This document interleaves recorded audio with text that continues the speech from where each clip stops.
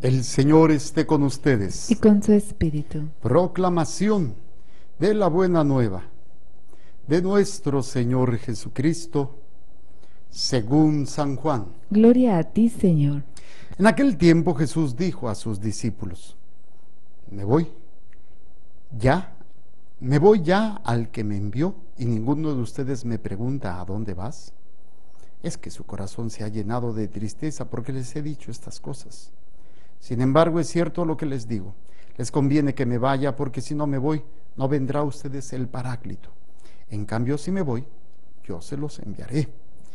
Y cuando Él venga, establecerá la culpabilidad del mundo en materia de pecado, de justicia y de juicio. Pecado, porque ellos no han creído en mí. De justicia, porque me voy al Padre. Y ya no me verán ustedes. De juicio, porque el príncipe de este mundo ya está condenado. Palabra del Señor. Gloria a ti, Señor Por la Jesús. lectura del Santo Evangelio, sean perdonados nuestros pecados. Amén. A ver, brevemente sentaditos, vamos viendo algunos elementos.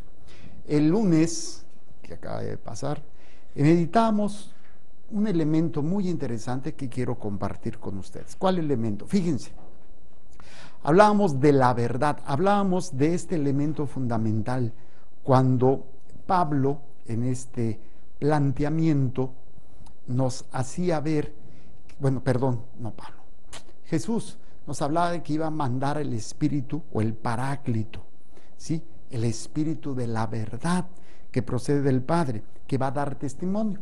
Meditábamos qué significa ser testigo, hablábamos de las definiciones a nivel de la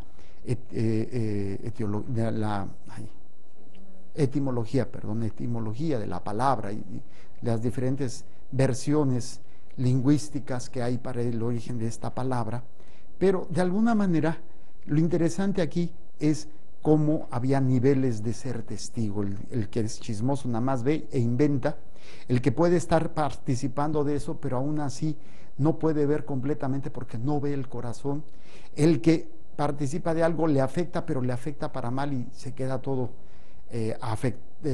triste, marcado, y el que de alguna manera ese acontecimiento sí lo marca, pero le ayuda a ser mejor persona, de alguna manera. Entonces, nosotros como cristianos no tenemos que perder de vista que somos testigos de la verdad. ¿Qué verdad? Hay verdades relativas, verdades temporales, o las verdades de la naturaleza, ¿no? La verdad de la física, de la matemática, de la biología, la verdad histórica. Pero la verdad que nosotros, a la cual tenemos que ir trabajando y descubriendo, es la verdad salvífica.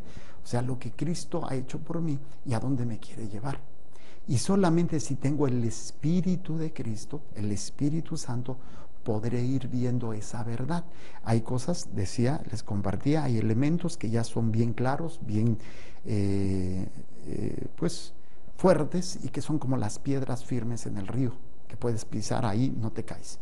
Los mandamientos, los sacramentos, las obras de misericordia, la cuestión moral dentro de nuestra fe, el no aborto, no al aborto, no a la eutanasia, no a la homosexualidad, no al matrimonio entre homosexuales, y todos estos elementos que son básicos en nosotros. Pero hay otras realidades que no son tan fáciles de entender, entonces yo tengo que aprender a descubrir en el diario vivir qué verdad. O sea, no más bien qué verdad, tengo que ir descubriendo la verdad salvífica, o sea, ese camino, esas decisiones que yo tengo que tomar para que esto me lleve a la salvación, o sea, al encuentro con Dios después de mi muerte. Pero veíamos que solamente nosotros tenemos que aprender. Si yo descubro la verdad, o sea, el Espíritu de Cristo, el Espíritu Santo, es el que me va marcando la verdad, mira, por aquí. Y esto es una tarea diaria de todo buen cristiano, ir descubriendo. Cuando yo empiezo a descubrir esa verdad, o sea, el camino que me lleva a la salvación, obviamente esto se traduce en obras, se traduce en acciones, en decisiones que me hacen ser testigo. ¿Por qué haces esto? Porque yo soy testigo de Cristo. Lo que Cristo ha hecho por mí me ha ofrecido la salvación, me ha salvado. Entonces actúo en función de esto. Esto era lo que el lunes brevemente compartía con todos ustedes. Ahora, hace una hora empezábamos el programa de Jesús que haría. Estamos hablando sobre el valor salvífico del sufrimiento y utilizando este documento del Papa Juan Pablo II, la Salvificis Doloris.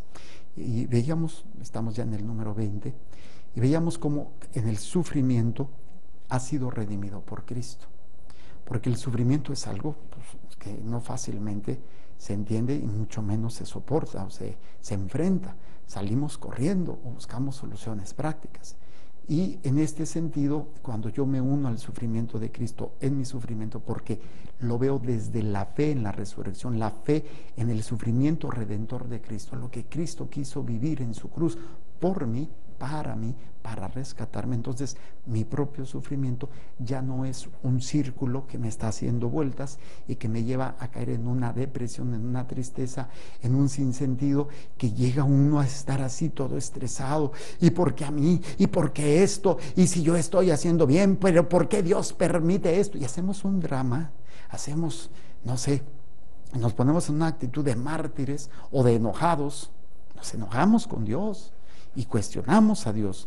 Entonces, si caemos en esa dinámica, obviamente, hagan de cuenta que es como todo así bajo presión, en ese círculo que nos enojamos, nos molestamos y estamos así, y de repente viene una puerta y sin pensarlo salimos corriendo por esa puerta porque queremos huir del sufrimiento. Esto yo lo entiendo y lo veo claramente cuando hay personas que pues no están preparadas para el sufrimiento y entonces pues van porque es que a ti te hicieron un mal, te hicieron una brujería, y entonces pues sí, van a que les hagan una limpia y sí, les limpian toda la lana y a veces hasta sí les quitan el sufrimiento, pero ya lograron que su alma se pierda. Entonces, por tal de no tener sufrimiento, pierdo mi alma, porque el mismo Satanás el que está ocasionando ese dolor, y entonces vas ahí, ya te lo quita Satanás, pero no por redención, sino simplemente para desviarte. Entonces muchas veces en nuestras vidas encontramos soluciones del mundo que aparentemente no son malas. Incluso así como uno diría, oye, pues es que está de pechito Dios. ¿Cuántas veces las personas dicen, es que si Dios me lo puso es porque Él quería que yo anduviera con Él? Mucha gente me ha dicho así, cuando andan con un hombre casado o con una relación que no es buena. Es que yo le pedí a Dios y Dios me lo puso, es que Dios quería y ahora sé que Dios quiere que yo esté con Él. No, por favor, porque ese es el engaño de Satanás. Nos pone así en esa, porque me siento solo, porque no he tenido a nadie, porque caigo en el miedo al sufrimiento de la soledad, en el miedo a todas esas situaciones, y obviamente Satanás te presenta una puerta, una salida, y ahí vamos corriendo. Pero cuando aprendo a buscar la verdad, todos estamos ahorita meditando, ya faltan 2 semanas para esta solemnidad de Pentecostés, con esto terminaríamos el ciclo de la Pascua, ¿sí? Pero estamos preparando, y ya el lunes nos hablaba ya el Espíritu Santo, y hoy también, hoy nos habla de algo bien interesante. Veamos las circunstancias que se dan en la primera lectura. Es la carta, es el libro de los Hechos de los Apóstoles, en donde pues la gente de la ciudad de Filipos, hasta tiene una carta a los filipenses, Pablo, ¿sí? Se alborota contra Pablo y Silas, y las autoridades ordenan que los desnuden y los azoten. Después los meten en la cárcel y le dicen al carcelero, no los dejes salir. Imagínense esa situación. Aquí vamos a ponerle lo que tú quieras, vamos a poner que no sea la cárcel física, pero la enfermedad, un sufrimiento en el moral, en el corazón, por una traición, o por la pérdida de un ser querido, o por cuestiones económicas. Entonces te sientes en esa cárcel, te meten ahí, tú no querías, pues ¿quién va a querer estar en la cárcel, no? Entonces esta cárcel la vamos a llamar tu enfermedad, le vamos a llamar la infidelidad de tu matrimonio, le vamos a llamar lo que tú estás pasando y que te sientes así, como que en esa situación de sufrimiento y que no puedes salir y quieres salir corriendo. ¿Qué es lo que sucede? Dice que después de azotarlos mucho, o sea, no nada más los acariciaron, una buena azotada, los metieron en la cárcel y ordenaron al carcelero que los vigilara bien. Él sigue la orden, los mete en el calabozo de más adentro y les asegura los pies en el cepo, o sea, con grilletes. A medianoche, ¿cuál es la actitud que normalmente tenemos los seres humanos en una situación de cárcel. Repito, la cárcel aquí no tiene que ser una cárcel física en donde me encierran.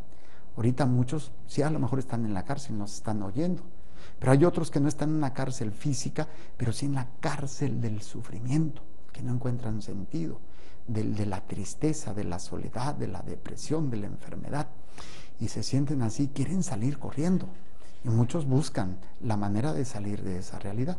Entonces, a veces se abren las puertas, incluso de forma natural, tú dices, no, pues, órale, córrele, pues es que era de Dios, Dios incluso mandó esto para que yo saliera. Mucho cuidado. Dice, siguiendo esta orden, los metió en el calabozo de más adentro y aseguró los pies en el cepo. A eso de medianoche, Pablo y Silas estaban en oración. Primer elemento, ¿qué es lo que haces cuando tú estás en una cárcel, en tu cárcel? ¿Estás en oración? Sí hago oración. No, pero recuerden que la oración no es solamente cuando me pongo de rodillas o me pongo a rezar. La oración es un estado de vida, en donde estoy escuchando lo que Dios me está diciendo. Porque el que habla, para que la oración se dé, primero Dios habla, y yo escucho, y luego respondo. Y también pregunto, y Dios responde. Y es un diálogo, no es un monólogo. Pero si yo no escucho en la primera parte de la oración, ¿cuál es la primera parte de la oración? Que Dios me llamó. ¿A qué me llamó? A la existencia. Yo tengo que responder con mi vida de lo que estoy viviendo, a veces por mi culpa, a veces por la culpa de otros, pero tengo que responderle a Dios con mi vida, y esa es oración. Y ahí estoy haciendo oración.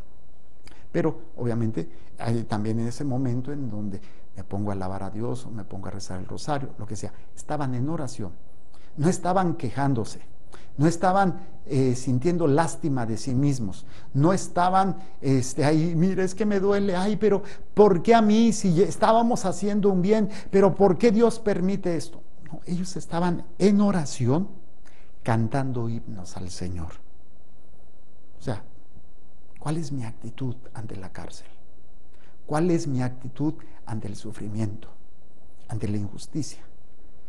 Simplemente, no nos vamos muy lejos, no me voy a ir muy espiritual, algo cotidiano. Problemas en la familia. Un adolescente, un joven, aquí tengo un joven en controles, mi querido Sergio, y tiene una situación con su mamá o su papá. No lo dejan salir, no lo dejan tener novia, esto.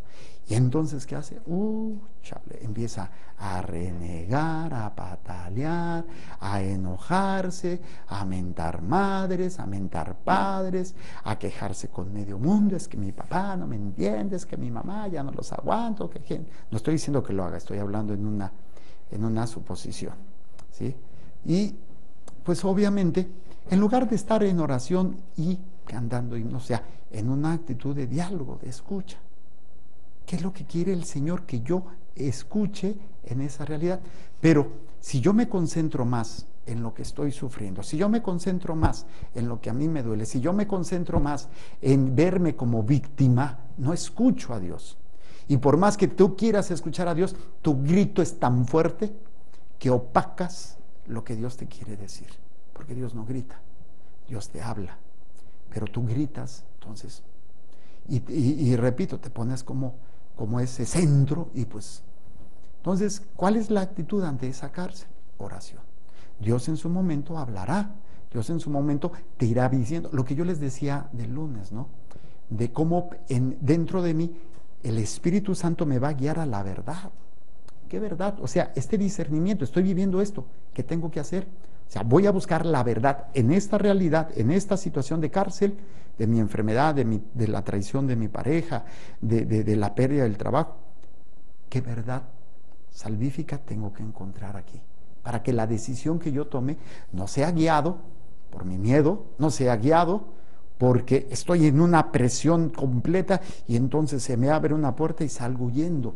Y pues decimos, en mi tierra, salimos de Guatemala para entrar a Guatepeor, por no escuchar, por no ver la verdad salvífica, que en ese momento, la verdad salvífica, me estoy refiriendo al camino que debo de seguir, y no hay otro que el de Cristo. Y en esa realidad tengo que buscarlo. A veces no es claro, a veces no es fácil, claro que no, y si no lo busco, pues menos. Y si no me ejercito estarlo haciendo, menos me voy a estar haciendo tarugo y voy a estar culpando al mundo, voy a estar culpando a mis padres, a mi pareja, a mis hijos, o culpo a Dios. Porque no entiendo, porque no veo. Y quisiéramos así nada más porque ya le pedí a Dios y no me ayuda.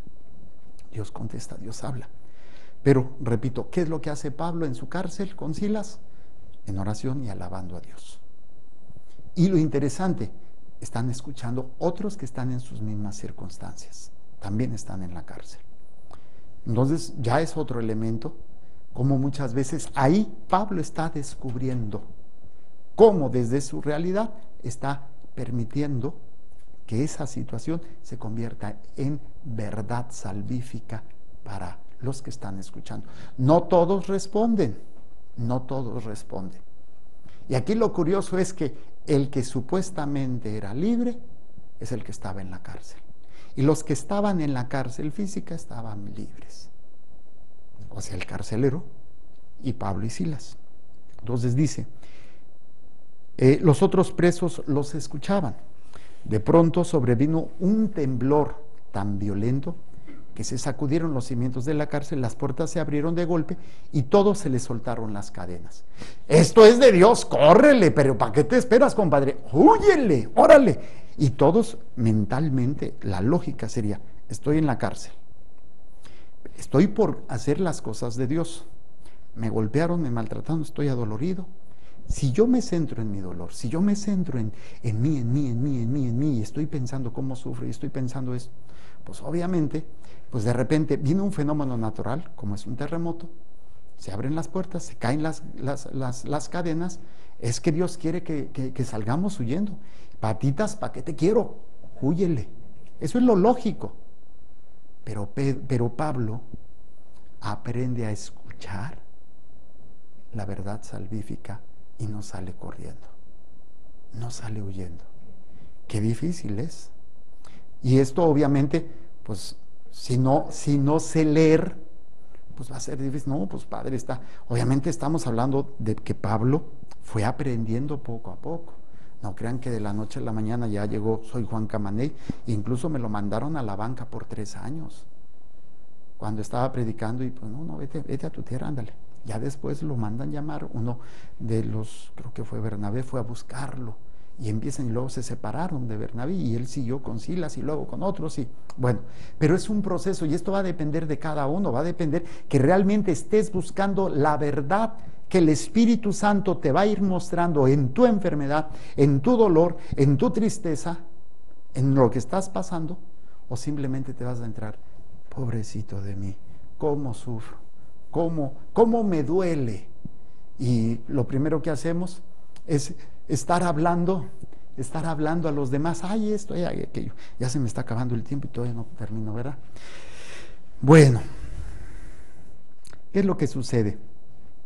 Dice, sacudieron los cimientos de la cárcel, las puertas se abrieron de golpe y todos se les soltaron las cadenas. El carcelero se despertó, estaba echándose un coyotín. Al ver las puertas de la cárcel abiertas de par en par, pues dijo, estos se escaparon, me van a matar, pues yo mejor me mato de una vez. Y aquí hay algo maravilloso. Pablo le dice, todavía Pablo podía haber dicho, no, pues que se mate, entonces ya podemos salir huyendo, porque ya era de Dios, Dios me lo puso de pechito. Yo le dije, y Dios me puso para que esta persona se matara, nos librara de las cadenas y yo salir huyendo. Fíjense qué interesante. Pero Pablo todavía salva la vida de su carcelero. Lo salva. Dice, no te hagas ningún daño, aquí estamos todos.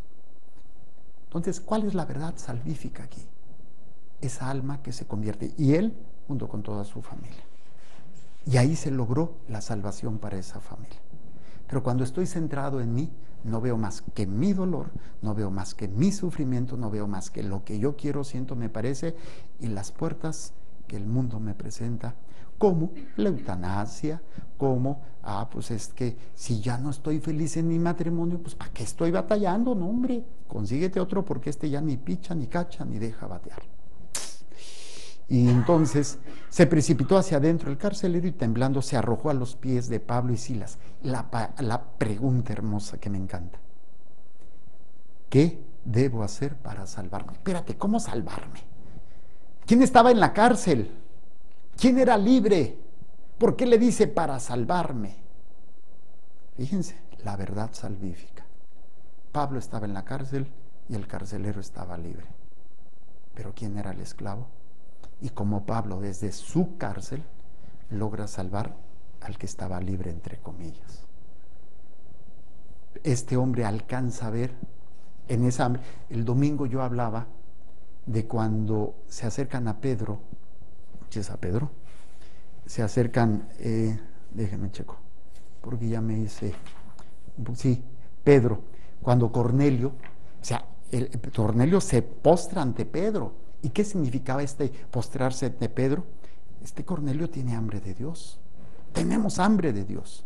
Este hombre tenía un hambre de Dios, pero no lo sabía. Y lo descubre en Pablo. Y el hambre a veces la queremos satisfacer con otro alimento: el poder, el control, el dinero, el placer, la fama, la apariencia. Todos tenemos hambre de Dios. El mundo nos quiere embutir, nos quiere llenar de tantas mentiras. Este hombre le dice: ¿qué tengo que hacer para salvarme? ¿Cree? ¿Cómo es que logra esta experiencia? Porque Pablo y Silas están leyendo la voluntad de Dios, están leyendo lo que lleva a la salvación. Y lo que ellos buscan es la salvación de las almas. Pidámosle a Dios que un día lleguemos a esa madurez espiritual. No quiere decir que no vamos a pecar y que no la vamos a arreglar, pero nos levantamos y le echamos ganas. Presento ante Dios las intenciones y necesidades de cada uno de ustedes y de todas las personas que nos han pedido oración.